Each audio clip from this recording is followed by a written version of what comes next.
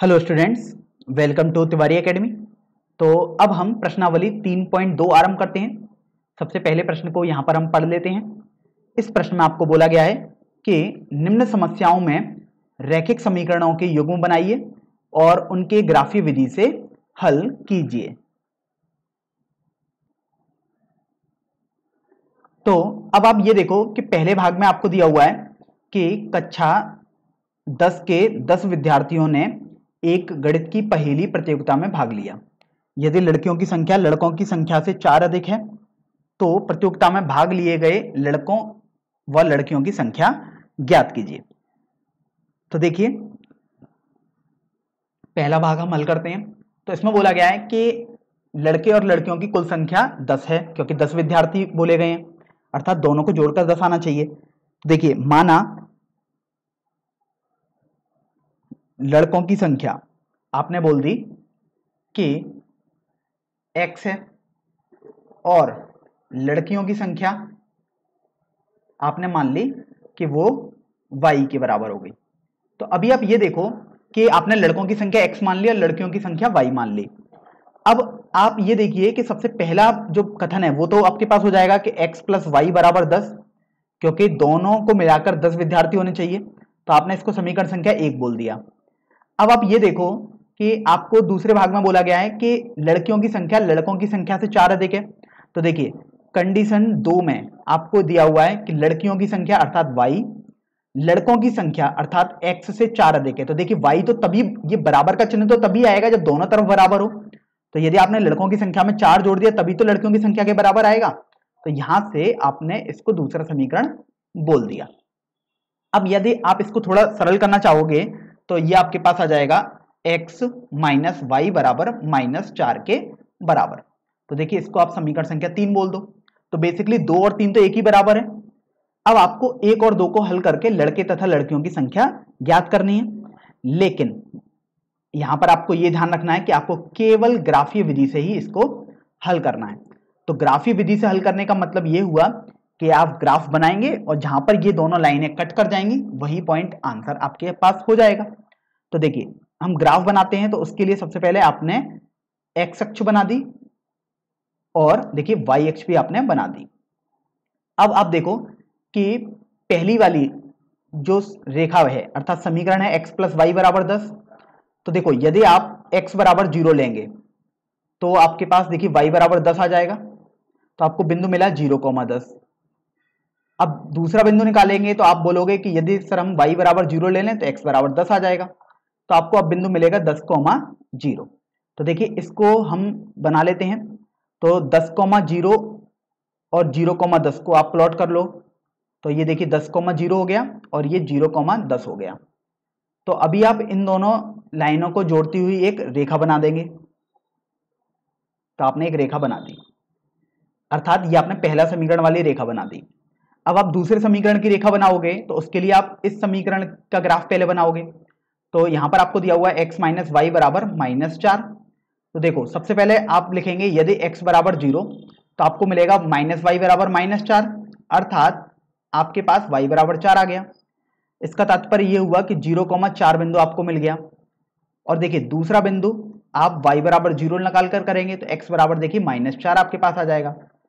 तो आपको यहां से देखिए दूसरा बिंदु भी मिल गया जो कि -4,0 हो जाएगा।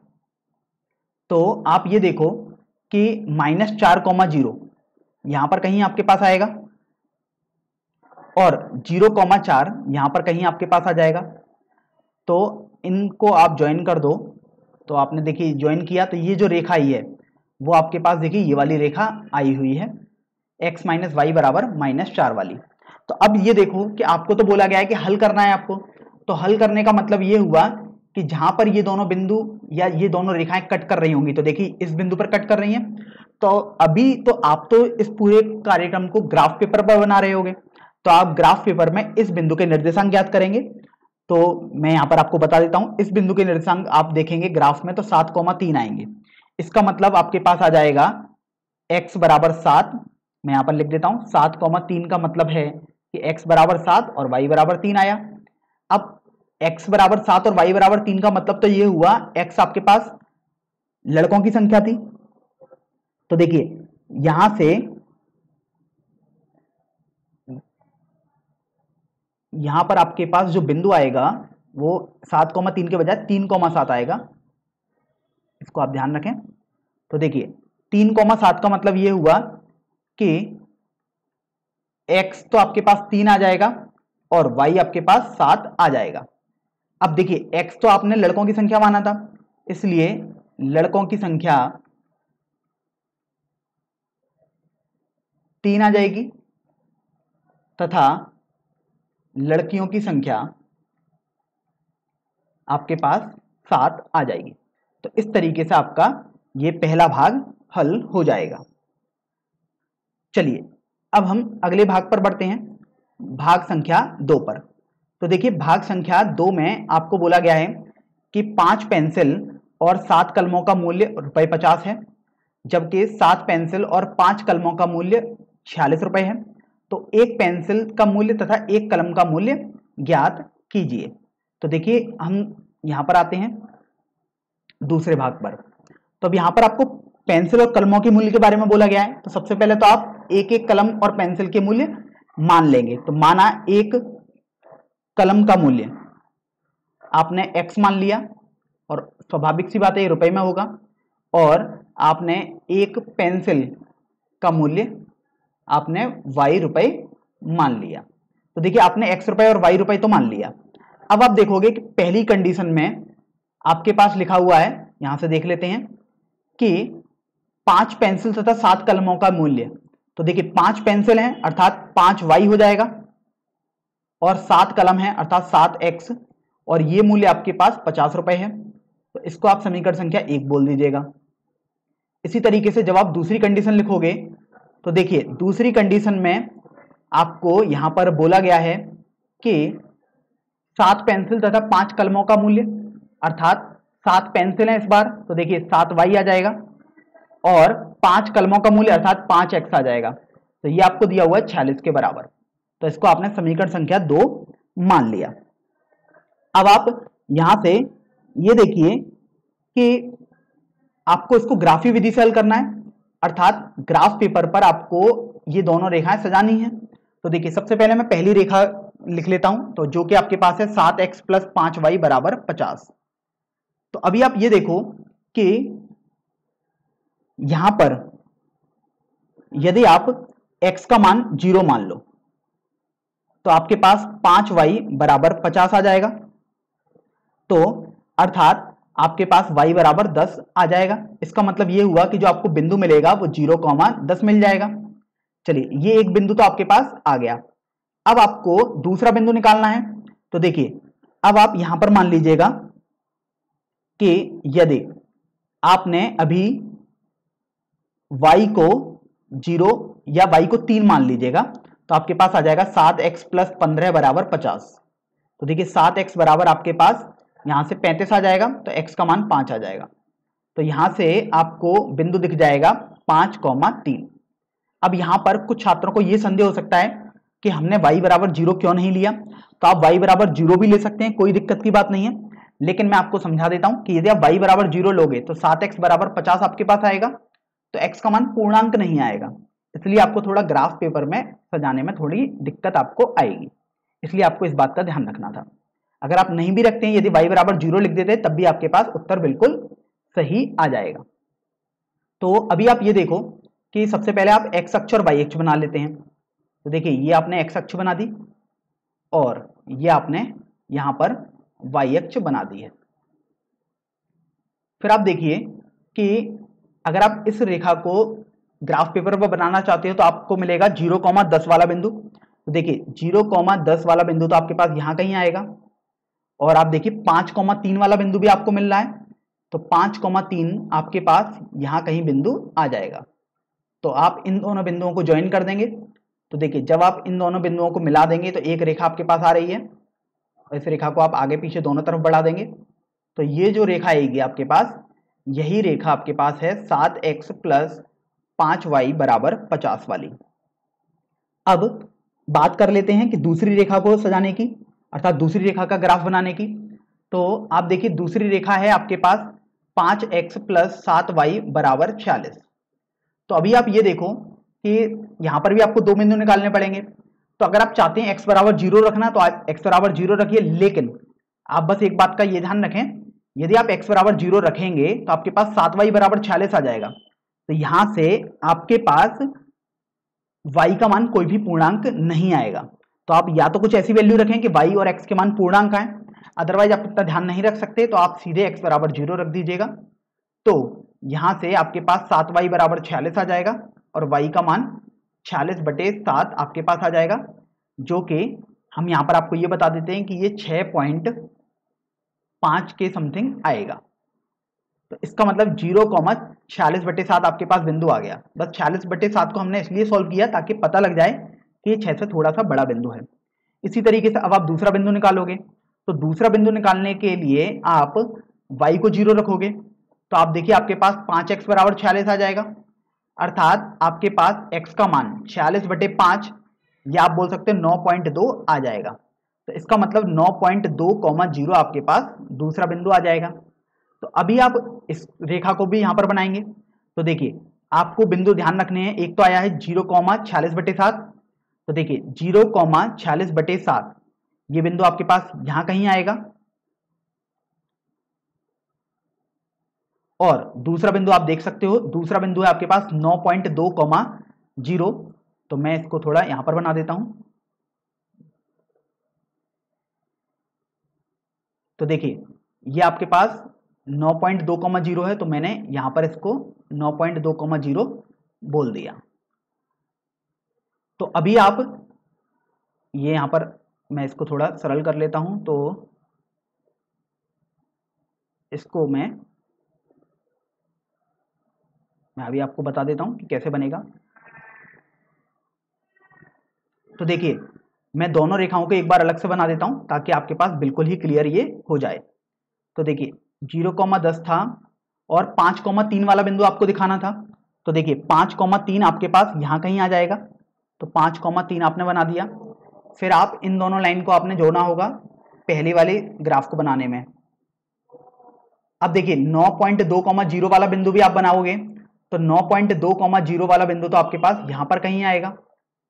तो अब आप इसको यहां पर मिला देंगे। तो देखिए अब हम इसको मिला देते हैं, तो आपके पास कुछ ऐसा आ जाएगा। अब आपको हल करने को बोला गया था। हल करने का मतलब तो ये है कि आपको x और y की वैल्यू निकालनी थी। x और y की वैल्यू का मतलब है कि आपको x का मान और y का मान निकालना था। तो यहां से आप देखो कि ये बिंदु ही आपके पास x और y का मान आ जाएगा। तो आप जब ग्राफ पेपर पे देखोगे तो ये बिंदु आपको 3,5 मिल जाएगा। इसका तात्पर्य ये हुआ कि जो आपको 3,5 वाला बिंदु मिला है, तो देखिए 3,5 वाले बिंदु का मतलब है कि x बराबर 3 है, क्योंकि x निर्देशांक होता है 3 और y निर्देशांक ये 5 हो जाएगा, तो y बराबर 5 हो जाएगा। तो अभी आप ये देखो कि आपने x किसे माना है, तो आप देखने पर पा रहे हैं कि आपने कलम के मूल्य को x रुपए माना है। इसका मतलब ये हुआ कि एक कलम का मूल्य आपके पास x रुपए अर्थात ₹3 हो जाएगा, और इसी तरीके से एक पेंसिल का मूल्य आपके पास ₹5 अर्थात y हो जाएगा। तो इस तरीके से आपने दूसरे भाग को भी हल कर दिया है। तो देखिए अब हम दूसरे प्रश्न पर बढ़ते हैं। दूसरे प्रश्न में आपको बोला गया है कि अनुपातों a1/a2, b1/b2 तथा c1/c2 की तुलना करके ज्ञात कीजिए कि निम्न समीकरण युग्म द्वारा निरूपित रेखाएं एक बिंदु पर प्रतिच्छेद करती हैं या समांतर हैं अथवा समपाती हैं। इन तीनों में से एक ही हो सकता है। तो अभी आपको यह बताना है। तो देखो सबसे पहले तो हम कॉन्सेप्ट समझ लेते हैं कि अगर आपके पास दो रेखाएं दी हुई हैं a1x plus b1y plus c1 बराबर 0, आप चाहें तो बराबर c1 भी लिख सकते हैं, ऐसा कोई भी दिक्कत नहीं है, तो उसमें कोई भी संदेह की बात नहीं है। और दूसरी रेखा आपके पास दी हुई है a2x plus b2y plus c2 बराबर 0। तो यदि मैं यहां पर केस लिख देता हूं, और ये आपको याद भी होने चाहिए, और जब ये याद होंगे तो आप इस प्रश्न को बहुत आसानी से हल कर देंगे। यदि a1/a2 और b1/b2 आपने निकाला और वो आपके पास बराबर नहीं आया, तो आपको आगे कुछ देखना नहीं है और आप सीधे बोल देंगे कि रेखाएं प्रतिच्छेद करती हैं।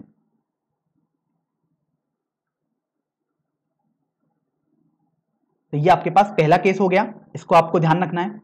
एक दूसरा केस इसमें आपके पास बनता है कि यदि आपने a1 बटे a2 निकाला, b1 बटे b2 निकाला और c1 बटे c2 निकाला और आपने पाया कि a1 बटे a2 b1 बटे b2 के बराबर तो आपके पास आ रहा है, लेकिन जो ये मान आया वो c1 बटे c2 के बराबर नहीं है। इसका मतलब आप बोलेंगे कि रेखाएं आपके पास समांतर हो जाएंगी। तो इस तरीके से आपको समांतर रेखाएं मिल जाएंगी इस केस में। और सबसे अंतिम केस आपके पास होता है केस 3, जिसमें आपके पास होता है कि a1 बटे a2, b1 बटे b2 तथा c1 बटे c2 तीनों के मान बिल्कुल हुबहू सेम आए, अर्थात अनुपात समान आए। तो आप बोलते हैं कि जो रेखाएं होती हैं वो आपके पास संपाती होती हैं। तो इस तरीके से आपका यह प्रश्न हल हो जाएगा अगर आप इस कॉन्सेप्ट को ध्यान रखेंगे तो। चलिए अब हम इस प्रश्न के सभी भागों पर बढ़ते हैं। तो देखिए पहले भाग की हम रेखा लिख लेते हैं। पहले भाग में आपको दिया हुआ है 5x माइनस 4y प्लस 8 बराबर 0 और देखो दूसरी रेखा आपको दी हुई है 7x प्लस 6y माइनस 9 बराबर 0। तो देखो सबसे पहले आप a1 a2 निकाल लो। a1 बटे a2 आपने निकाला, a1 बटे a2 5 बटे 7 आ जाएगा। चलिए फिर आपने देखिए b1 बटे b2 निकाला, तो आपने देखा ये माइनस 4 बटे 6 आ जाएगा और आप थोड़ा सा इसको सरल कर लो तो ये आपके पास माइनस का 2 बटे 3 आ जाएगा, क्योंकि आप 2 से कैंसिल तो ऐसे कर ही सकते हैं। और फिर आपने c1 बटे c2 निकाल लिया, 8 बटे माइनस 9 आपके पास आ गया। सबसे पहले तो आप ये देखें क्या a1 बटे a2 और b1 बटे b2 बराबर आ रहे हैं क्या। तो आपने देखा कि चूंकि a1 बटे a2 is not equal to b1 बटे b2, और ऐसा आप इसलिए बोल पा रहे हो क्योंकि आप ये तो जानते ही हो कि 5 बटे 7 और माइनस 2 बटे 3 बराबर ही नहीं होते, और इसका मतलब ये वाली आपके पास कंडीशन आ गई। तो आप देखिए ये वाला केस तो हमने तब पढ़ा था कि जब रेखाएं आपके पास प्रतिच्छेदक हो जाएं। तो इसका मतलब ये हुआ कि ये दोनों रेखाएं जो होंगी वो प्रतिच्छेदक रेखाएं हो जाएंगी। तो इस तरीके से आपका पहला भाग हल हो जाएगा। चलिए अब हम अगले भाग पर बढ़ते हैं। तो अगले भाग की 2 रेखाएं आपको ये दी हुई हैं, तो इनको भी हम लिख लेते हैं एक बार। तो देखिए इसमें आपको 2 रेखाएं दी हुई हैं, 9x प्लस 3y प्लस 12 बराबर 0 तथा दूसरी रेखा आपको दी हुई है 18x प्लस 6y प्लस 24 बराबर 0। तो अभी आप ये देखो कि आप a1 बटे a2 निकाल लो सबसे पहले। तो देखो 9 बटे 18 तो आपके पास 1 बटे 2 आ गया, आपने सरल किया। तो फिर आप b1 बटे b2 निकालेंगे, तो b1 बटे b2 यदि आप निकालोगे तो वो 3 बटे 6 आ जाएगा, ये आपके पास 1 बटे 2 आ गया। इसी तरीके से आप c1 बटे c2 भी निकालेंगे तो देखिए 12 बटे 24 हो जाएगा वो, और सरल जब आप करोगे तो 1 बटे 2 आपके पास आ जाएगा। तो देखिए अगर आप गौर करोगे तो आपको मिल रहा है यहाँ पर a1 बटे a2 बराबर b1 बटे b2 बराबर c1 बटे c2। आपने देखा कि 1 बटे 2 के बराबर है सब कुछ। इसका मतलब आपको ये पता लग गया कि ये तीनों आपके पास बराबर हैं। अर्थात जब आप केस देखेंगे जो हमने आपको समझाए थे कि यदि ये तीनों बराबर हो जाएंगे तो आप बोलेंगे कि ये तीनों रेखाएं आपके पास संपाती रेखाएं हो जाएंगी।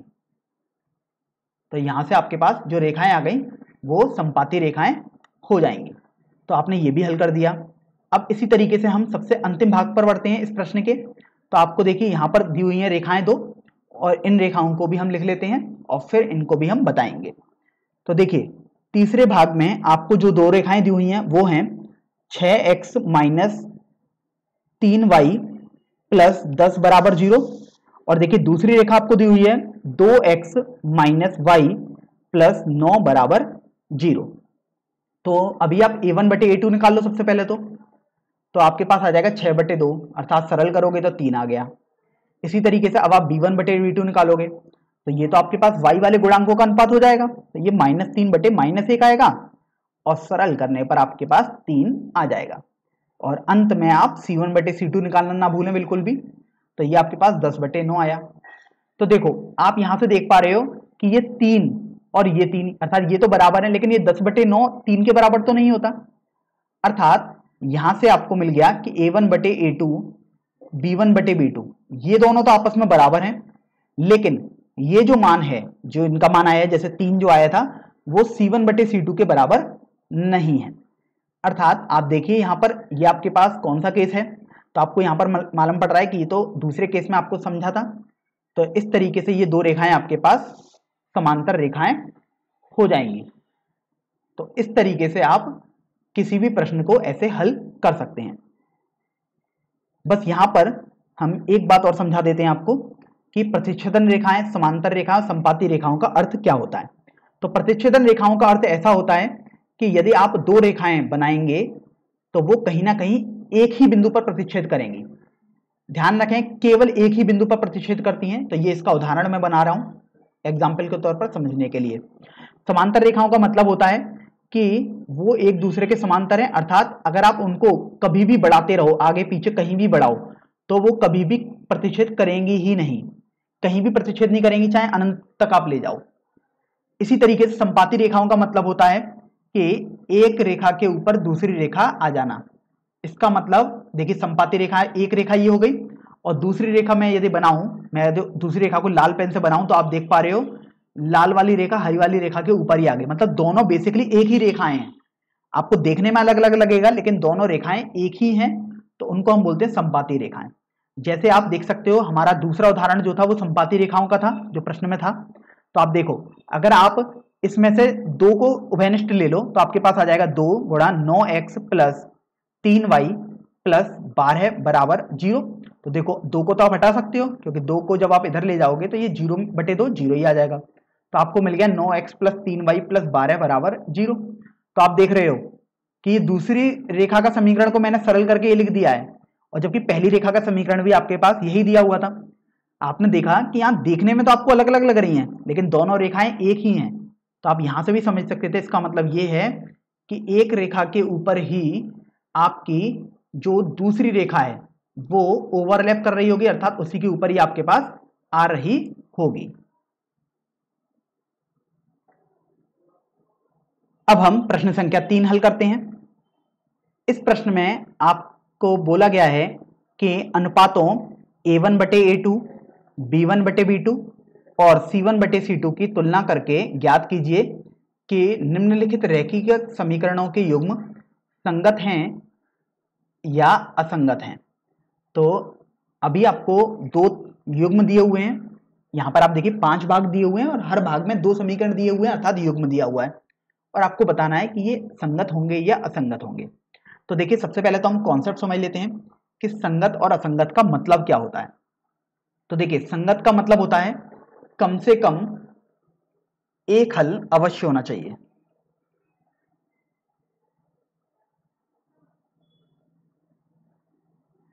ये आपने संगत का मतलब समझ लिया। और असंगत का मतलब होता है कि कोई भी हल ना हो। तो असंगत का मतलब भी आपने समझ लिया है। तो अब यहां से आप देखो कि हमने आपको 3 युग्म आपको बताए थे पिछले प्रश्न में भी, और आपने इस प्रश्न अभ्यास की थ्योरी में भी पढ़ा होगा कि आपके पास या तो रेखाएं संपाती हो सकती हैं या प्रतिच्छेदक होती हैं या समांतर हो सकती हैं। तो देखिए, अभी हम इसको समझा भी देते हैं। दूसरा कॉन्सेप्ट आपको यहां पर ये कंटेस्ट करना है कि यदि आपके पास रेखाएं प्रतिच्छेदक हैं, तो देखो प्रतिच्छेदक रेखाओं में हमने आपको समझाया था कि वो रेखाएं तो कुछ इस तरीके की होंगी कि वो एक बिंदु पर प्रतिच्छेद कर रही होंगी।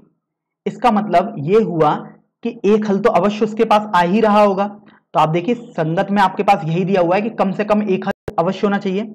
इसका मतलब आपको ये समझ में आया कि जो प्रतिच्छेदक रेखाएं होंगी वो एक संगत युग्म का उदाहरण हो जाएंगी। तो ये संगत युग्म का उदाहरण हो गई। अब संगत युग्म का उदाहरण तो हो गई, लेकिन प्रतिच्छेदक रेखाओं के लिए आपने सीखा था कि A1/A2 तथा B1/B2 ये तो आपके पास बराबर होंगे, सॉरी ये बराबर नहीं होंगे, ये आपने सीखा था। तो आप यहां से भी समझ सकते हो या प्रतिच्छेदक आप पहले निकालो फिर आप देख सकते हो। दूसरा केस था जब आपने सीखा था कि संपाती होने का। तो देखो, संपाती में आपने अगर उदाहरण के तौर पर देखा था तो उसमें था कि एक रेखा के ऊपर ही आपकी दूसरी रेखा आ जाएगी। तो देखिए, मैं इसी के ऊपर आपके पास दूसरी रेखा बना दे रहा हूं क्योंकि मैं काले पेन से बना रहा हूं। देखिए, इसी रेखा के ऊपर दूसरी रेखा आ गई। तो आपको कभी कभार देखने में अलग लगेंगी लेकिन वो रेखाएं एक ही होती हैं, संपाती का मतलब यही था। तो देखो, एक के ऊपर एक रेखा आ जाना, अर्थात इसका मतलब बेसिकली एक ही रेखा होना, और एक रेखा के तो आप जानते हैं अनंत हल आपके पास आते हैं। अनंत हल का मतलब तो ये हुआ कि कम से कम एक हल तो आएगा ही, और ऐसे तो अनंत हल आएंगे। इसका मतलब ये भी आपके पास एक संगत युग्म का उदाहरण हो जाएगा, अर्थात संपाती रेखाएं संगत युग्म का उदाहरण होती हैं। और अगर आप अनुपात के आधार पर देखेंगे तो संपाती के लिए आपने सीखा था कि a1 बटे a2 बराबर b1 बटे b2 आएगा, बराबर c1 बटे c2 आएगा। तो देखिए संपाती की भी आपने बात कर ली। अब अंत में आपके पास आती है समांतर रेखाएं। तो समांतर रेखाओं के उदाहरण में आपने सीखा था कि दोनों रेखाएं कभी भी एक दूसरे को कहीं मिलेंगी ही नहीं। अगर आप अनंत तक कहीं भी आप बढ़ाते रहो इन्हें, कभी भी ये मिलेंगी ही नहीं। इसका मतलब ये हुआ इनका कोई हल आएगा ही नहीं। और आप देखिए कोई भी हल जब ना हो तो आपको मिल रहा है कि यहां से ये आपके पास असंगत युग्म का उदाहरण हो जाएगा। इसका तात्पर्य ये हुआ कि समांतर रेखाओं असंगत युग्म का एक उदाहरण होता है। अब अगर आप अनुपात के आधार पर देखोगे तो आपने सीखा था कि समांतर रेखाओं में a1 बटे a2 तथा b1 बटे b2 ये तो आपके पास बराबर होते हैं, लेकिन जो मान आता है a1 बटे a2 या b1 बटे b2 का वो c1 बटे c2 के बराबर नहीं होता है। तो देखिए यहां से आपने ये तो समझ लिया कि संगत और असंगत क्या होते हैं और उनको कैसे निकाला जाता है। अब हम प्रश्न पर बढ़ते हैं। तो देखिए प्रश्न में 5 भाग आपके पास दिए हुए हैं, हम एक एक करके सभी भागों को हल करते हैं। तो देखिए पहले भाग में आपको रेखाएं दी हुई हैं 3x प्लस 2y बराबर 5, और दूसरी रेखा दी हुई है 2x माइनस 3y बराबर 7। तो अभी आप ये देखो कि a1 बटे a2 यदि आप निकालोगे तो 3 बटे 2 आ जाएगा। आप b1 बटे b2 निकालो तो 2 बटे माइनस 3 आ गया। तो आपको c1 बटे c2 निकालने की इसलिए जरूरत नहीं है क्योंकि आप देखिए यही आपको पता लग गया कि ये बराबर नहीं है आपके पास। तो चूंकि आपने देखा कि a1 बटे a2 is not equal to b1 बटे b2, अर्थात a1 बटे a2 और b1 बटे b2 बराबर नहीं है। इसका मतलब आपने सीखा ये तो आपके पास प्रतिच्छेदक रेखाएं होंगी, और या आप डायरेक्ट भी बोल सकते थे कि ये जब भी आपके पास कंडीशन आएगी तो वो आपके पास संगत युग्म का उदाहरण हो जाएगा। तो इस तरीके से आपका ये वाला भाग हल हो गया जिसका आंसर संगत युग्म आया है। चलिए अब दूसरे भाग पर बढ़ लेते हैं। दूसरे भाग में आप देख सकते हैं आपके पास जो रेखाएं हैं वो दी हुई हैं 2x माइनस 3y बराबर 8, और दूसरी रेखा दी हुई है 4x माइनस 6y बराबर 9। तो अभी आप ये देखो कि जब आप इसमें a1 बटे a2 निकालोगे तो वो आपके पास आ जाएगा 2 बटे 4 अर्थात 1 बटे 2। इसी तरीके से आप b1 बटे b2 निकालो अर्थात y के गुणांक आप निकालोगे तो माइनस 3 बटे माइनस 6, तो ये आपके पास 1 बटे 2 आ जाएगा। और इसी तरीके से आप c1 बटे c2 निकालो तो c1 बटे c2 आपके पास 8 बटे 9 हो जाएगा। बस आपको ये ध्यान रखना है कि अगर आपके पास बराबर में अचर रखे हुए हैं तो दोनों में बराबर में के बाद ही अचर लिखे होने चाहिए। अगर किसी एक में पहले अचर लिखा हुआ है तो दोनों में पहले अचर रखो आप, ठीक है। तो दोनों में या तो आपको बराबर के बाद में अचर रखने हैं या दोनों में बराबर से पहले अचर रखने होते हैं। तो यहां से आपने देखा कि a1 बटे a2 और b1 बटे b2 ये तो देखिए आपके पास बराबर आ रहे हैं क्योंकि 1 बटे 2 के बराबर है, लेकिन ये c1 बटे c2 के बराबर नहीं है क्योंकि ये तो 8 बटे 9 है। तो यहां से आपको देखिए ये समांतर रेखा मिल जाएंगी, या आप डायरेक्ट बोल सकते थे समांतर रेखाओं का युग्म आपके पास असंगत युग्म हो जाएगा। तो आप बोल सकते हो कि ये आपके पास असंगत युग्म आ जाएगा। तो इस तरीके से आपका दूसरा भाग भी हल हो गया। चलिए तीसरे भाग पर देख लेते हैं। तीसरे भाग में आपको युग्म दिया हुआ है अर्थात दो समीकरण दिए हुए हैं 3 बटे 2x प्लस 5 बटे 3y बराबर 7 तथा 9x माइनस 10y बराबर 14 है। तो देखिए तीसरे भाग के समीकरणों को भी हम लिख लेते हैं यहां पर। तो देखिए आपके पास दिया हुआ है 3 बटे 2x प्लस 5 बटे 3y बराबर 7, और दूसरी रेखा दी हुई है 9x माइनस 10y बराबर 14 है। तो आप देखो कि आप a1 बटे a2 निकाल लो। तो a1 बटे a2 निकालोगे अर्थात 3 बटे 2 बटे 9। तो देखो ये आपके पास 3 बटे 18 आ जाएगा अर्थात 1 बटे 6 आ जाएगा। इसी तरीके से आप b1 बटे b2 निकालोगे तो देखो b1 बटे b2 आपके पास आ जाएगा 5 बटे 3 बटे -10, तो देखो ये 5 बटे -30 आ गया, अर्थात माइनस का 1/6 आया। तो आपको यहाँ पर ये गौर करना है कि ये आपके पास माइनस का 1/6 है और यहाँ पर आपके पास धनात्मक 1/6 है। तो आपको ये तो समझ में आ गया कि A1 बटे A2 और B1 बटे B2 बराबर नहीं है। इसलिए आप देख सकते हो हमने यहाँ पर C1 बटे C2 नहीं निकाला है, क्योंकि जब यही बराबर नहीं आया तो आप समझ गए यहाँ से ये प्रतिच्छेदक रेखाएं आपके पास आ गई। और प्रतिच्छेदक रेखाओं का मतलब आपके पास आता है कि वो एक संगत युग्म का उदाहरण हो जाएंगी। तो देखिए इस तरीके से आपने तीसरा भाग भी हल कर दिया। अब यहां पर आप एक संदेह को दूर कर सकते हैं। वो संदेह आपके पास ये है, जिसको मैं यहां पर समझा देता हूं। कुछ छात्र ऐसा सोच सकते हैं कि क्या वो एलसीएम अर्थात लासापा ले सकते हैं? हाँ, तो बिल्कुल आप लासापा ले सकते हैं, तब भी आपके पास बिल्कुल सही उत्तर ही आएगा। तो देखिए अगर आप लासापा लेंगे तो आपके पास आ जाएगा 9x प्लस 10y बराबर, लासापा 6 आएगा और 7 से आप तिरछा गुणा कर दोगे तो 42 आ गया। और दूसरी रेखा आपके पास ये चल ही रही है, 9x माइनस 10y बराबर 14। तो अभी आप देखो कि अगर आप A1 बटे A2 निकालते तो आपके पास 9 बटे 9 अर्थात प्लस का 1 आ जाता। तो यहां मैं प्लस का चिन्ह बना नहीं रहा हूं ताकि संदेह होगा, क्योंकि वो एक ही लिख सकता हूं मैं उसे। तो B1 बटे B2 आप देखो आपके पास आ जाएगा 10 बटे -10, तो देखो ये -1 आया।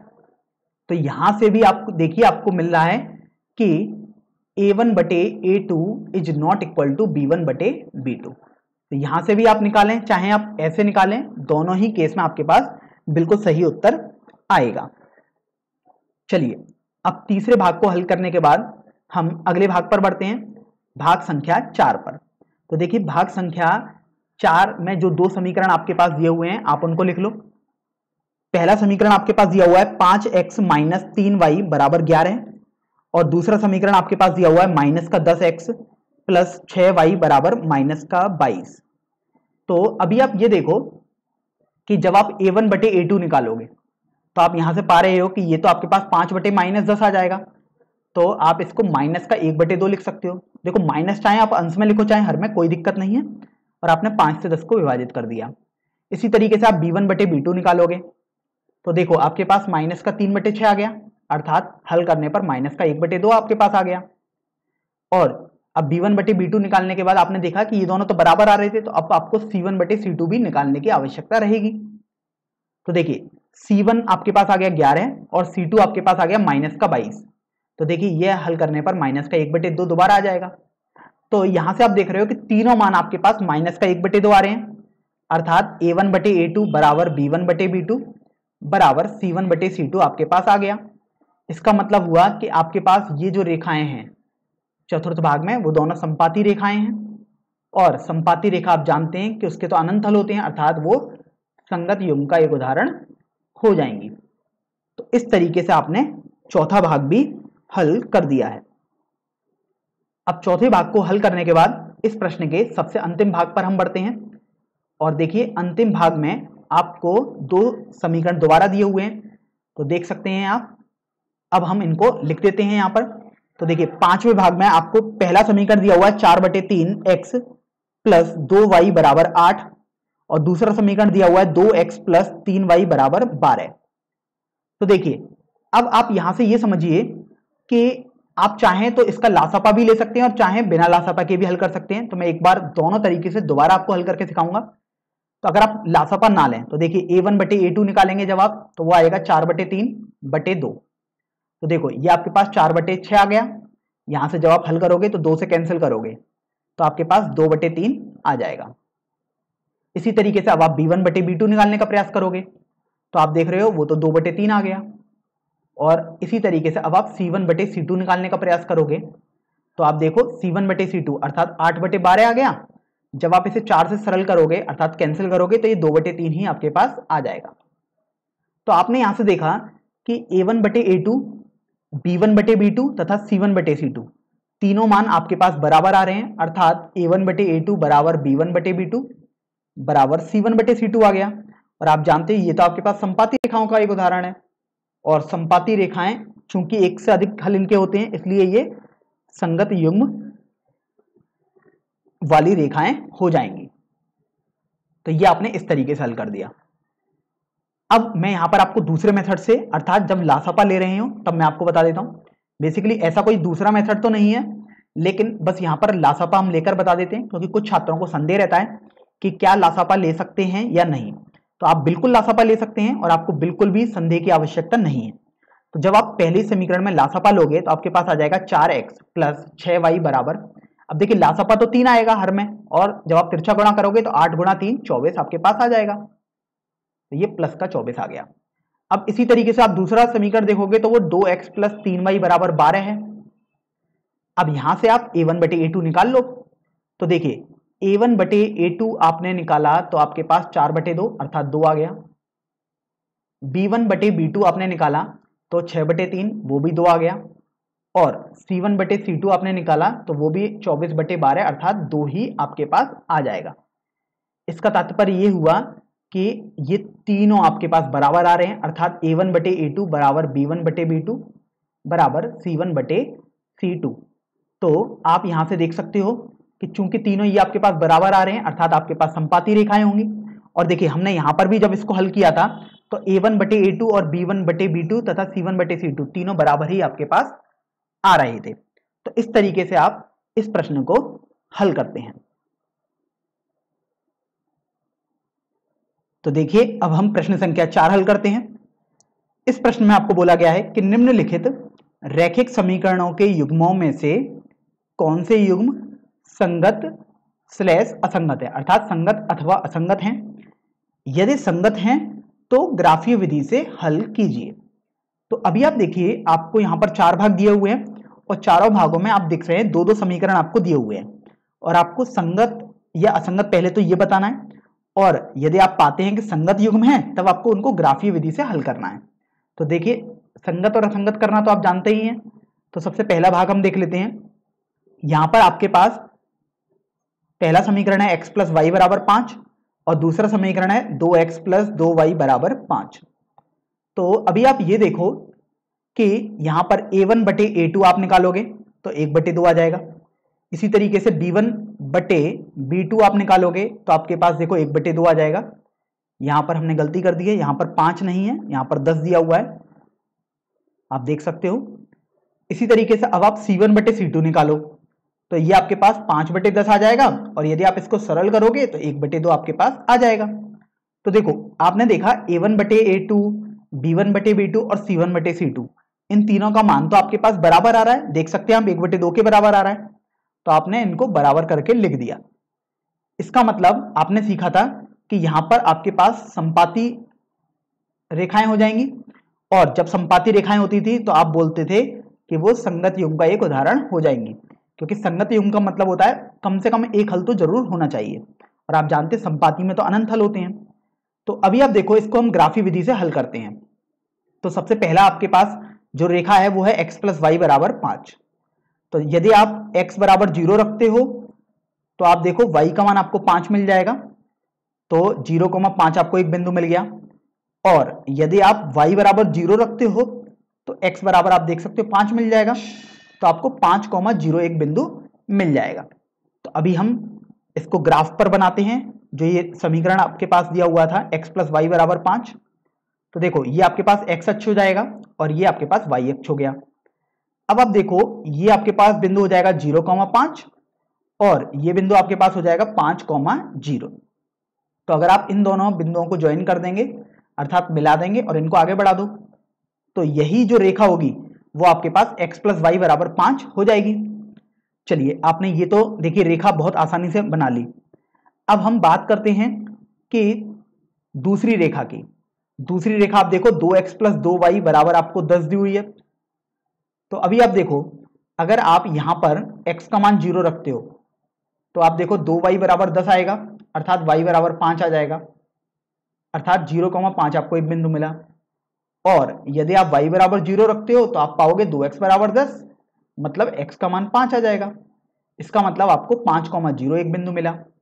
तो देखिए यहां से आपको बिंदु 0,5 और 5,0 ही मिल रहे हैं। देखिए 0,5 ये हो गया और 5,0 यही वाला बिंदु हो गया। तो आप इसको भी जब ज्वाइन करेंगे तो आप देखिए आपके पास यही रेखा आएगी। तो इसका तात्पर्य तो यह हुआ कि दोनों रेखाएं एक दूसरे के ऊपर संपाती आ रही हैं। इसका मतलब आप जानते थे संपाती रेखाएं तो वो रेखाएं हैं जो केवल एक ही रेखा होती है लेकिन देखने में आपको अलग अलग दिखाई देंगी, अर्थात एक ही रेखा है। इसका मतलब ये हुआ कि इसके तो आपके पास अनंत हल हो जाएंगे। तो यहां से आप बोल सकते हैं इसके आपके पास अनंत हल आएंगे। और वो अनंत हल आप निकालना चाहेंगे तो कैसे निकालेंगे? तो देखिए, अगर आप यहां पर कोई भी आप x का एक बिंदु ले लें तो y का जो भी आंसर आएगा, जैसे देखिए अगर मैं x का बिंदु 1 ले लूं यहां पर तो y 4 आ जाएगा। तो आप देखिए 1,4 ये वाला बिंदु आ जाएगा 1। x का मान यदि आप 2 ले लो तो y का मान आप देखो 3 आएगा। तो आप देख रहे हो 2,3 भी एक बिंदु आएगा। x का मान 3 ले लो तो y का मान 2 आ जाएगा। x का मान 4 ले लो तो y का मान 1 आ जाएगा। इसी तरीके से यदि आप सोचें कि x का मान आप 6 ले लो तो आप देखो y का मान आपके पास -1 आ जाएगा यहाँ से। तो देखो 6, -1 आपके पास ये वाला बिंदु हो गया।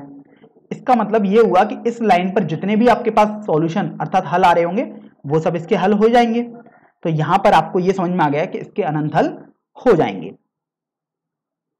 चलिए अब हम दूसरे भाग पर चलते हैं। दूसरे भाग में आपको जो समीकरण दिया है वो है x - y = 8 और 3x - 3y = 16।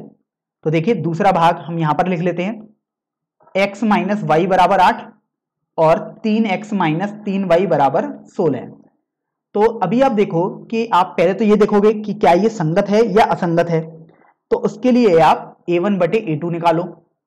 तो देखो ये आपको मिल रहा है 1/3, क्योंकि a1/a2 का मतलब है x वाले गुणांकों का अनुपात। b1/b2 का अर्थ होता है y वाले गुणांकों का अनुपात। तो आप देखो -1 है, उधर -3 है, तो अनुपात -1/-3 हो गया, अर्थात हल करने पर 1/3 आया। और इसी तरीके से अब आप c1/c2 भी एक बार निकाल के देखेंगे तो आपके पास 8/16 आ गया, और हल करने पर आप देखो 1/2 आपको मिल जाएगा यहां से। तो अब आपने यहां पर देखा कि a1/a2 तथा b1/b2 आपके पास देखो बराबर आ रहा है, 1/3 के बराबर थे। लेकिन आप देख रहे हो कि ये c1/c2 के बराबर नहीं है। इसका मतलब ये आपके पास समांतर रेखाएं हो जाएंगी। और आप जानते थे समांतर रेखा होना अर्थात ये तो आपके पास एक असंगत युग्म का उदाहरण हो जाएगा। और चूंकि असंगत युग्म का कोई भी हल नहीं हो सकता, क्योंकि कोई भी हल होता ही नहीं था दो समांतर रेखाओं, कभी नहीं प्रतिच्छेद करेंगे। तो आप देखिए आपको बोला भी गया था कि यदि संगत है तभी आपको ग्राफी विधि से हल करना है, क्योंकि आप उसको हल करेंगे ही नहीं अब, तो आप इसको अभी ऐसा ही रहने देंगे। चलिए अब हम तीसरे भाग पर बढ़ते हैं। तो देखिए तीसरे भाग में जो आपको रेखाएं दी हुई हैं वो आपके पास हैं 2x + y - 6 = 0, और यहां पर आपको दिया हुआ है दूसरी रेखा 4x - 2y - 4 = 0। तो अभी आप फिर देखो कि आप a1/a2 निकालो सबसे पहले। तो आपने देखा ये तो 2/4 आ जाएगा, तो ये 1/2 आ गया हल करने पर। इसी तरीके से अब आप b1/b2 निकालोगे तो देखो वो आपके पास आ जाएगा 1/-2, अर्थात माइनस का 1/2 आ गया। अब देखो a1/a2 और b1/b2 तो आपके पास बराबर आया ही नहीं, तो आप चाहे इतना ही रहने दो। अगर आप निकालना चाहते हो c1/c2 तो आप निकाल भी सकते हो। तो आपके पास ये देखो 3/2 आ जाएगा, क्योंकि माइनस से माइनस कैंसिल, 2 से देखो ये 3 बार और ये 2 बार कैंसिल हो गया। तो यहां पर आप देख रहे हो कि चूंकि a1/a2 तो 1/2 था और b1/b2 -1/2 था, इसका मतलब a1/a2 और b1/b2 बराबर नहीं आए। तो आप देख सकते हो मैंने यहां पर लगा दिया कि बराबर नहीं है, मतलब क्रॉस कर दिया यहां पर। इसका तात्पर्य यह हुआ कि ये आपके पास प्रतिच्छेदक रेखाएं हो जाएंगी, और प्रतिच्छेदक रेखा का अर्थ तो यह हुआ कि उसका एक हल आएगा केवल, अर्थात ये आपके पास संगत युग्म का उदाहरण हो जाएगा। क्योंकि संगत युग्म निकालना तो आप पहले भी सीख चुके ही हैं, पिछले प्रश्न में हमने सीखा भी था। तो अभी आप यहां से देखो कि जब आप इसको ग्राफी विधि से हल करोगे, इसका मतलब तो ये हुआ कि आप ग्राफ बनाओगे दोनों रेखाओं के। तो चलिए सबसे पहली रेखा अपन ले लेते हैं यहां पर 2x + y - 6 = 0। तो देखिए यदि आप x = 0 ले लेते हैं तो आप पा रहे हो y - 6 = 0, अर्थात आपके पास y = 6 आ जाएगा। तो आपको समझ में आया कि 0,6 एक बिंदु आपको मिल चुका है, क्योंकि x का निर्देशांक 0 आपने लिया था, y 6 आया, तो 0,6 बिंदु हो गया। इसी तरीके से जब आप दूसरा निर्देशांक निकालोगे तो आप y को 0 ले लो, अदरवाइज आप कोई और भी ले सकते हैं, ऐसा कुछ भी नहीं है, लेकिन वो काफी सरल होता है निकालना, इसलिए आपने y को 0 ले लिया। तो अब आप x का मान निकालो, तो देखो ये 0 हो गया तो 2x माइनस 6 बराबर 0 आ गया। तो यहां से आप देख रहे हो 2x बराबर 6 अर्थात x बराबर 3 आपके पास आ जाएगा। तो यहां से जो बिंदु आपको मिलेगा वो 3,0 हो जाएगा, क्योंकि x निर्देशांक आप पहले लिखते हो फिर y निर्देशांक आप लिख देते हो। तो देखो अब आप ग्राफ बनाते हैं।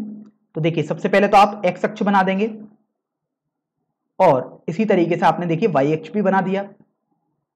अब आप देखिए कि आपके पास एक बिंदु आया है 0,6, तो आपने 0,6 कर दिया, और एक बिंदु आपके पास 3,0 आया है, तो आपने एक बिंदु 3,0 भी बना दिया यहां से।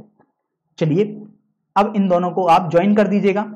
तो ज्वाइन करते हैं तो आपके पास कुछ ऐसा आ जाएगा। ये हमने बिल्कुल सही लाइन तो नहीं बनी है, कोशिश करते हैं। आपको तो बिल्कुल सीधी लाइन बनानी है, पैमाने का यूज करेंगे आप। चलिए मैं 3,0 इस बिंदु को मान लेता हूं यहां पर, तो ज्यादा बेहतर रहेगा। तो ये आपके पास 3,0 मैंने बिंदु मान लिया।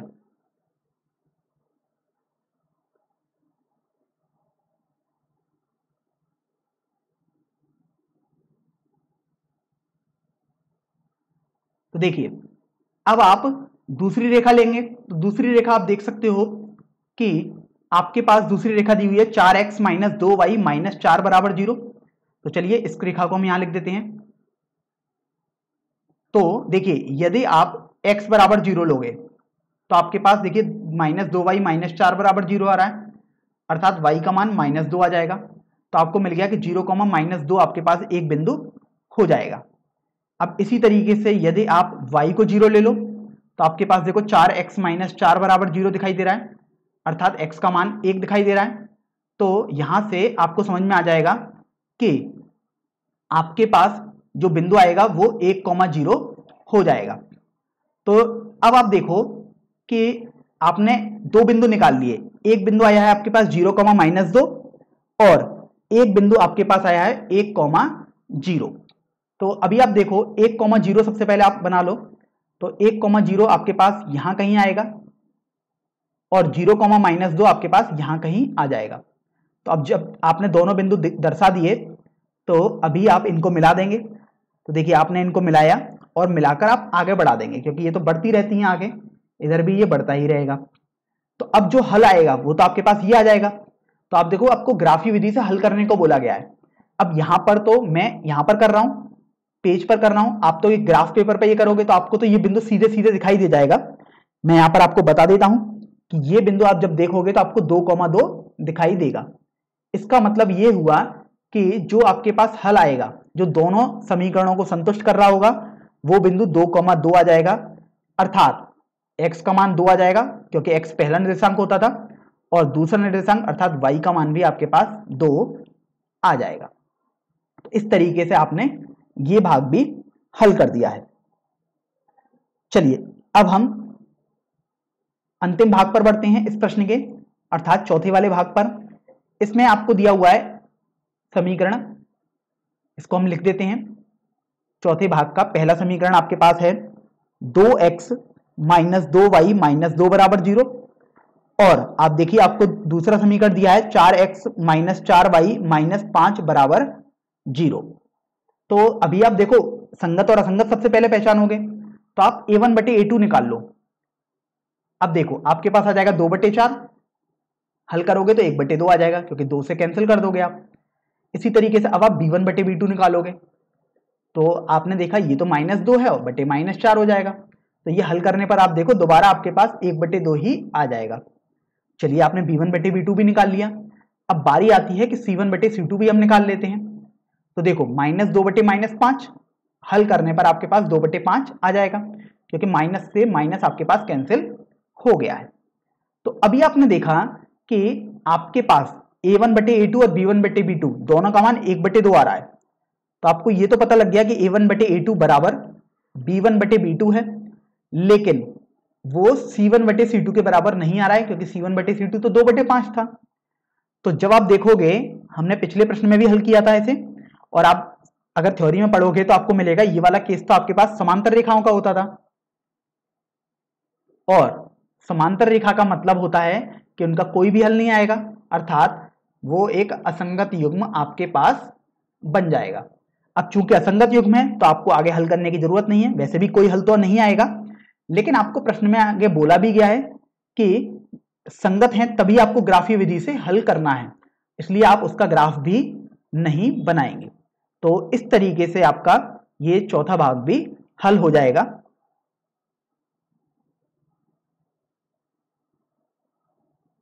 अब हम प्रश्न संख्या 5 हल कर लेते हैं। इस प्रश्न में आपको बोला गया है कि एक आयताकार बाग जिसकी लंबाई चौड़ाई से 4 मीटर अधिक है का अर्ध परिमाप 36 मीटर है, तो बाग की विमाएं ज्ञात कीजिए। अब चूंकि बाग आयताकार है अर्थात विमाएं ज्ञात करनी है, मतलब आपको लंबाई और चौड़ाई ज्ञात करनी है। तो देखिए यहां पर हम सबसे पहले एक चित्र के हिसाब से इसको समझ लेते हैं। यहां पर आपके पास ये आयताकार बाग कुछ दिया हुआ है।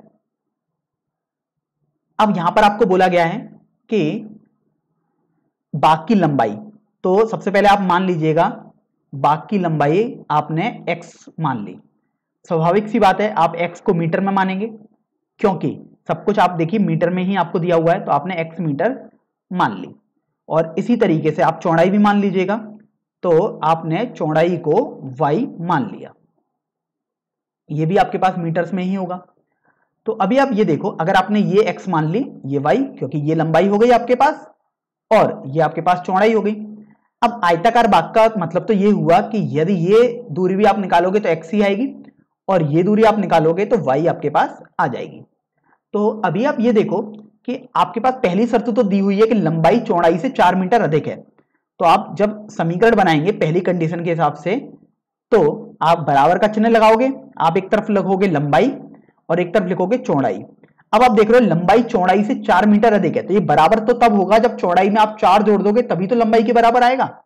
तो इस तरीके से आपके पास जो समीकरण बना वो x माइनस वाई बराबर 4 बन जाएगा। इसको आप समीकरण संख्या 1 बोल दीजिएगा। देखिए अब हम बात करते हैं कंडीशन 2 की, अर्थात जो आपके पास दूसरी शर्त या दूसरा कथन जो प्रश्न में दिया हुआ है। तो आप देखो दूसरे कथन में आपको बोला गया है कि अर्ध परिमाप 36 मीटर है। तो देखिए सबसे पहले तो हम समझ लेते हैं कि अर्ध परिमाप क्या होता है, लेकिन उसके लिए पहले हमें परिमाप समझना जरूरी है। परिमाप होता है 2 गुणा लंबाई धन चौड़ाई, तो x प्लस वाई आ जाएगा क्योंकि लंबाई x है और चौड़ाई y है। अब देखिए अर्ध परिमाप आपको नाम से ही पता लग रहा है कि परिमाप का आधा होता है। तो देखिए अगर आप परिमाप का आधा करोगे मतलब 2 से आप भाग करोगे तो आपके पास केवल x प्लस वाई रह जाएगा, क्योंकि अगर आप इसमें 2 से भाग करोगे तो 2 तो हट जाएगा आपके पास, तो अर्ध परिमाप आपके पास आ गया। अब आप देखिए अर्ध परिमाप आपको यहां पर बोला गया 36 मीटर है, तो आप x प्लस वाई को यहां से 36 के बराबर कर देंगे। तो देखिए इसको आप दूसरा समीकरण मान लीजिएगा। अब हम इसको हल करते हैं क्योंकि आपको बाग की विमाएं ज्ञात करनी है। तो देखो सबसे पहले तो आप ये ध्यान रखें कि अगर आपके पास 2 चर हैं, आप देख सकते हो x और y हैं, क्योंकि जिनके मान निकालने वो x और y हैं, तो 2 चरों के लिए आपके पास 2 सरल रेखाएं के समीकरण तो होने ही चाहिए। तो आप देखिए यहां पर आपको 2 समीकरण आ चुके हैं आपके पास, तो अब आप आसानी से ग्राफीय विधि से भी इसे हल कर सकते हैं। तो चलिए सबसे पहले हम x अक्ष और y अक्ष बना लेते हैं। तो ये आपने x अक्ष बना दी और आप देखिए ये आपने y अक्ष बना दी है। अब बात करते हैं कि जब हम रेखाएं बनाएंगे तो अगर आप इसमें देखिए, इसमें यदि आप x का मान 0 लगाएंगे तो आपके पास y बराबर -4 आ जाएगा, अर्थात आपके पास जो बिंदु आएगा वो 0, -4 आ जाएगा। और यदि आप y का मान देखो 0 लगाओ तो x का मान 4 आ जाएगा। तो मैं यहां लिख देता हूं, यदि y बराबर 0 है तो x बराबर 4 आ जाएगा। तो मैं इसको थोड़ा रफ कर देता हूं। तो देखिए आपके पास जो बिंदु आएगा वो 4,0 हो जाएगा। तो देखिए सबसे पहले तो आप 0, -4 वाले बिंदु को दर्शाएंगे तो वो आपके पास यहां पर आ जाएगा, और 4,0 वाला बिंदु आपके पास देखिए ये आ गया। अब आप इनको ज्वाइन कर देंगे। तो देखिए आपने इनको ज्वाइन किया तो आपके पास ये रेखा आ गई है। अब ये रेखा तो आगे बढ़ती रहेगी अनंत की तरफ और इधर भी बढ़ती रहेगी पीछे कहीं। तो देखिए आपने ये रेखा तो बना दी, इसको मैं बोल देता हूं x माइनस वाई बराबर 4 वाला समीकरण की रेखा है। अब आप देखो दूसरी रेखा पर आप बढ़ते हो, तो दूसरी रेखा पर आप देखो आपको यहां पर भी 2 बिंदु निकालने होंगे क्योंकि इसकी रेखा तो आपको बनानी होगी।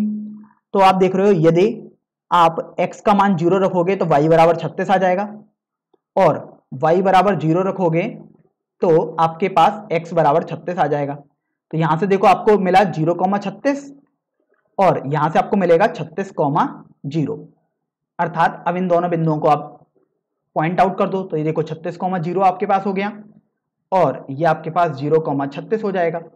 तो अभी आप इन दोनों को ज्वाइन कर दोगे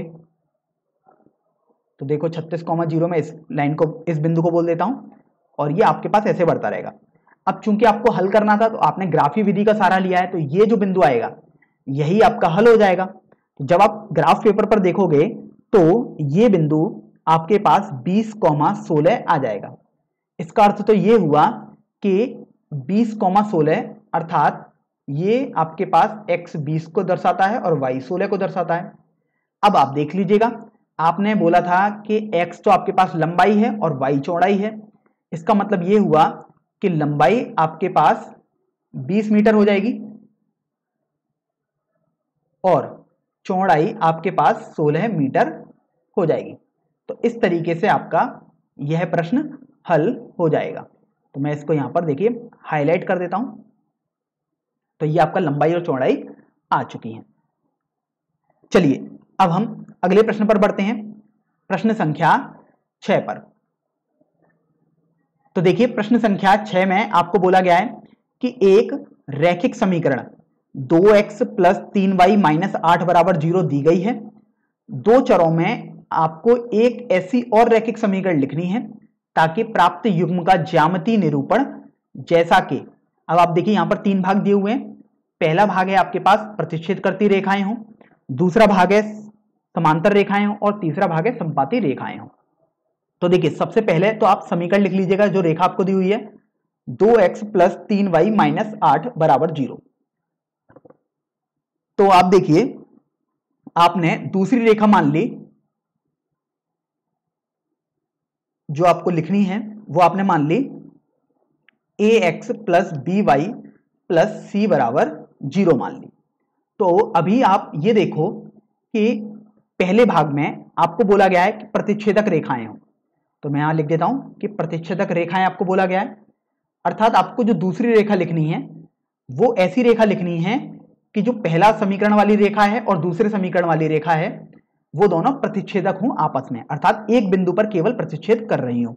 तो सबसे पहले तो आप देखो ये समझ लो कि प्रतिच्छेदक रेखाओं के लिए आपने क्या शर्त पढ़ी थी। आपने शर्त पढ़ी थी कि a1/a2 बराबर b1/b2 नहीं होना चाहिए और c1/c2 चाहे कुछ भी हो, बस आपको इतना ध्यान रखना है, अर्थात अनुपात बराबर कभी नहीं होने चाहिए। तो यहां से आप ऐसे भी समझ सकते हो इसको, अगर आप b1 को a2 की जगह भेज दो अर्थात तिरछा गुणा कर दो तो आपको समझ में आएगा कि a1/b1 कभी भी a2/b2 के बराबर नहीं होना चाहिए। तो सबसे पहले तो आप a1/b1 निकाल के देख लो यहां पर। तो यहां से आप देख रहे हो a1/b1, ये आपके पास देखो 2/3 के बराबर आ रहा है। इसका मतलब ये हुआ कि आप जो दूसरी रेखा लिखोगे उसमें a2/b2 2/3 आपको नहीं रखना है, क्योंकि आप देखो आपको लिखा हुआ है बराबर नहीं होना चाहिए, देखो कट कर दिया है आपको बराबर के चिन्ह को।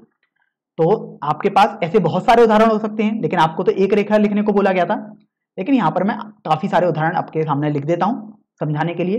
तो देखो बस आपको 2/3 नहीं रखना है, a1/b2 सॉरी a2/b2 अर्थात a/b आप 2/3 नहीं रखोगे। तो देखो आप 2x + 5y और c2 को आप कुछ भी लिखो, प्लस c = 0 है, जो इसमें c की जगह आप कुछ भी रख दो।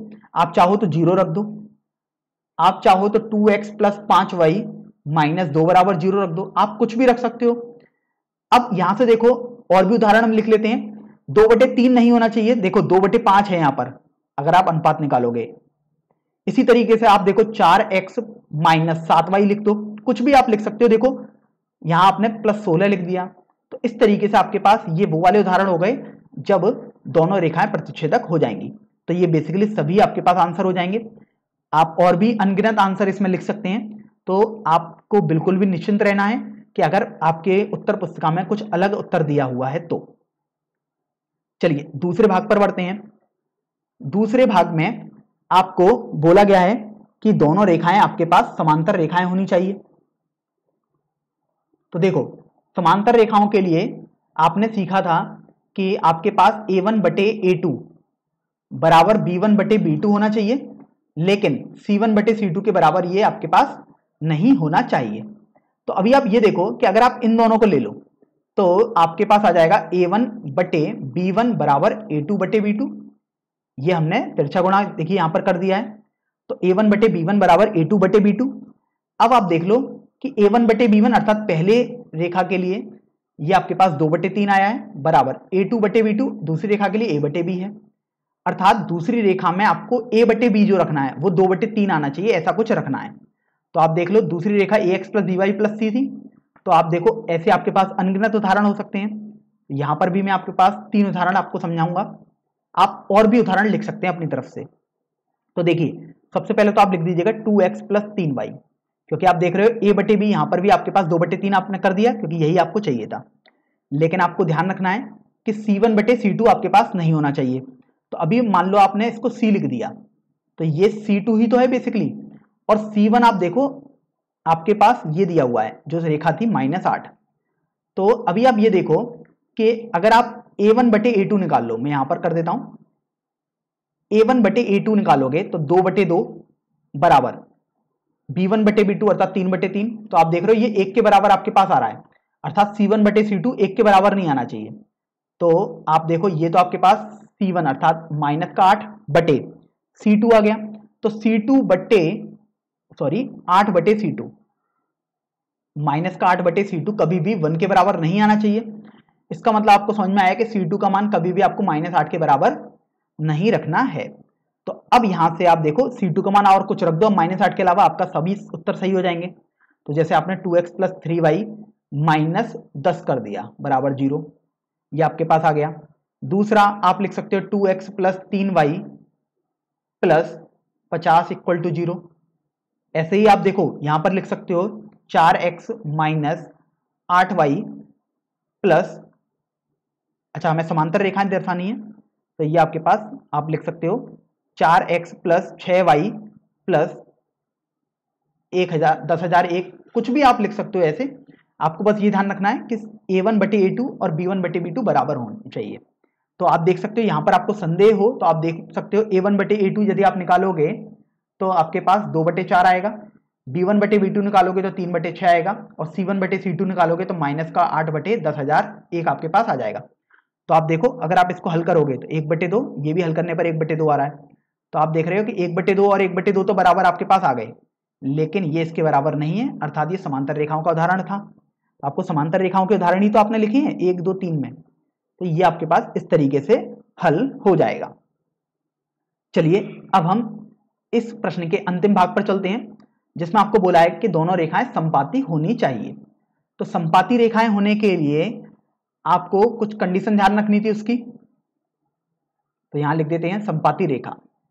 तो समपाती रेखा के लिए आपने सीखा था कि A1 बटे A2 बराबर B1 बटे B2 बराबर C1 बटे C2 होना चाहिए। मतलब तीनों का अनुपात यदि आप निकालो तो सरल आना, बिल्कुल सेम आना चाहिए। तो पहली रेखा थी आपके पास 2x प्लस 3y माइनस 8 बराबर 0। तो देखो ऐसे भी आपके पास अनगिनत उदाहरण हो सकते हैं। तो जैसे मैं पहला उदाहरण लिख सकता हूं, आपके पास कुछ भी आप उदाहरण लिख सकते हैं। देखिए पहला उदाहरण आपके पास हो सकता है 4x प्लस 6y माइनस 16 बराबर 0। बहुत आसान है, आप इसमें किसी का भी गुणा कर दो, किसी भी एक संख्या का गुणा कर दो। ध्यान रखें पूरे में गुणा करना है और समान संख्या का गुणा करना है। तो देखो जैसे मैंने 2 का गुणा किया यहाँ पर, तो 4x प्लस 6y माइनस 16 बन जाएगा। इसी तरीके से कोई बोलता है कि सर क्या हम इसमें 3 का गुणा कर सकते हैं? बिल्कुल कर सकते हैं आप। तो आपके पास 6x प्लस 9y माइनस 24 बराबर 0 आ जाएगा। इसी तरीके से अगर कोई विद्यार्थी बोलता है कि क्या हम इसमें -2 का गुणा कर सकते हैं? तो हाँ, -4x माइनस 6y प्लस 16 बराबर 0। ये सभी आपके पास समपाती रेखाओं के उदाहरण हो जाएंगे। आप देख सकते हो इन्हें, यदि आप चेक करोगे तो आप देखिए A1 बटे A2 निकालो तो 2 बटे 4, B1 बटे B2 3 बटे 6, C1 बटे C2 -8 बटे -16। तो देखो ये आपके पास 1 बटे 2 आएगा, ये भी 1 बटे 2 आ गया, और ये देखो माइनस से माइनस कैंसिल, ये भी 1 बटे 2 आपके पास आ रहा है। तो आप देख रहे हो कि आपके पास 1 बटे 2, 1 बटे 2 और 1 बटे 2 आपके पास आ गया है, अर्थात समपाती रेखाएं हैं। इसी तरीके से आप इसमें और इसमें भी चेक करना चाहें तो कर सकते हैं। अदरवाइज हमने आपको ये तो समझा ही दिया है कि कैसे समपाती रेखाएं लिखी जाती हैं।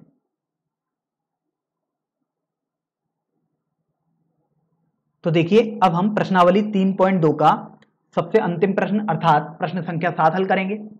इस प्रश्न में आपको बोला गया है कि समीकरणों x माइनस वाई प्लस 1 बराबर 0 और 3x प्लस 2y माइनस 12 बराबर 0 का ग्राफ खींचिए। x अक्ष और इन रेखाओं से बने त्रिभुज का शीर्षों के निर्देशांक आपको ज्ञात करने हैं और त्रिभुजाकार पटल को छायांकित आपको करना है। तो अभी आप ये देखो कि सबसे पहली रेखा आपके पास दी हुई है x माइनस वाई प्लस 1 बराबर 0 और इधर दूसरी रेखा आपके पास दी हुई है 3x प्लस 2y माइनस 12 बराबर 0। तो सबसे पहले तो आपको बोला गया था कि इनका आपको ग्राफ बनाना है, आप देख सकते हो। तो सबसे पहले हम इस रेखा को ले लेते हैं। तो ग्राफ बनाने के लिए आपको ये तो पता है कि रेखा है ये, अर्थात 2 बिंदु से आपका काम चल जाएगा। अगर आप चाहते हैं 10-12 बिंदु निकालना, 4 बिंदु निकालना, 3 बिंदु निकालना, तो आप वो कर सकते हैं, अदरवाइज केवल 2 बिंदु से भी आपका काम चल जाएगा। तो देखो यदि आप सबसे पहले x को 0 बना लो तो आपके पास माइनस वाई प्लस 1 बराबर 0 आ जाएगा। तो आपको यहाँ से y बराबर 1 मिल जाएगा। तो आपको समझ में आया कि एक बिंदु तो आपके पास 0,1 आ चुका है। इसी तरीके से अगर आप दूसरा बिंदु निकालना चाहते हो तो आप बहुत आसानी से y को 0 रख दोगे। तो देखो आपके पास आ जाएगा x माइनस 0 प्लस 1 बराबर 0 अर्थात x बराबर -1। इसका तात्पर्य ये हुआ कि आपके पास जो दूसरा बिंदु होगा वो -1,0 हो जाएगा। चलिए अब हम दूसरी वाली रेखा के लिए बात कर लेते हैं। तो देखिए इसमें आप यदि x को 0 कर दें तो देखो ये तो 0 हो गया, तो आपके पास बचेगा 2y माइनस 12 बराबर 0 अर्थात 2y बराबर 12 आपके पास हो गया। तो y बराबर आपके पास 6 आ जाएगा। इसका तात्पर्य ये हुआ कि आपके पास जो बिंदु आएगा वो 0,6 मिल गया। अब आपको दूसरा बिंदु भी तो निकालना होता है। तो देखिए यदि आप अब y को 0 रख दो तो आपके पास 3x प्लस 0 माइनस 12 बराबर 0 आ जाएगा अर्थात 3x बराबर 12 तो x बराबर आप देखो 4 आपके पास आ जाएगा। तो इस तरीके से आपके पास जो दूसरा बिंदु आएगा वो 4,0 आ जाएगा। तो अभी आपने दोनों रेखाओं के 2-2 बिंदु तो पता कर लिए। अब आप ग्राफ बनाएंगे। तो देखिए सबसे पहले आप x अक्ष और y अक्ष बना लेते हैं। तो ये आपने, मैं यहां पर इसको बना देता हूं।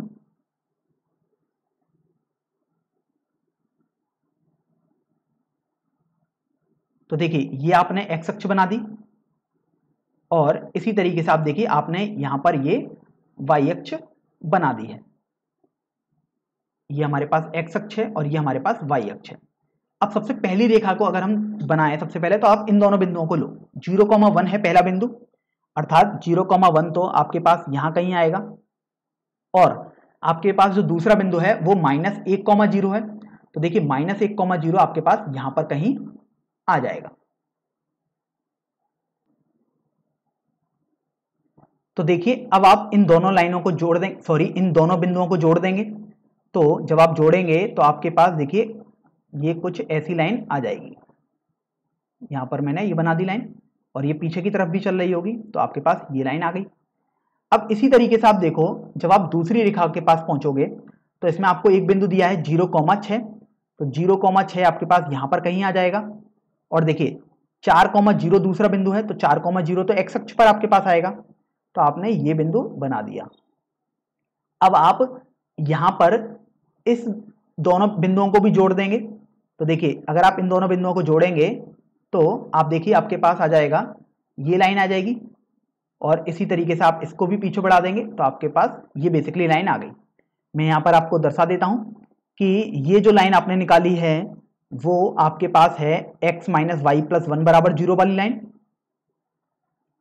और ये जो आपने नीले से लाइन बनाई है वो आपके पास है 3x प्लस 2y माइनस 12 बराबर 0 वाली रेखा। तो आपने यहां पर ये लिख दिया 3x प्लस 2y माइनस 12 है। तो देखिए आपने दोनों ग्राफ तो बना दिए। आपको ये सबसे पहले कथन में बोला ही गया था कि ग्राफ आपको बनाने।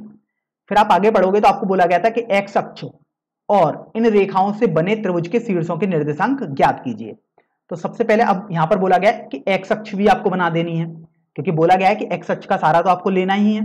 तो देखो x अक्ष तो आपके पास ये है, आप देख भी सकते हो ये जो x अक्ष है आपके पास,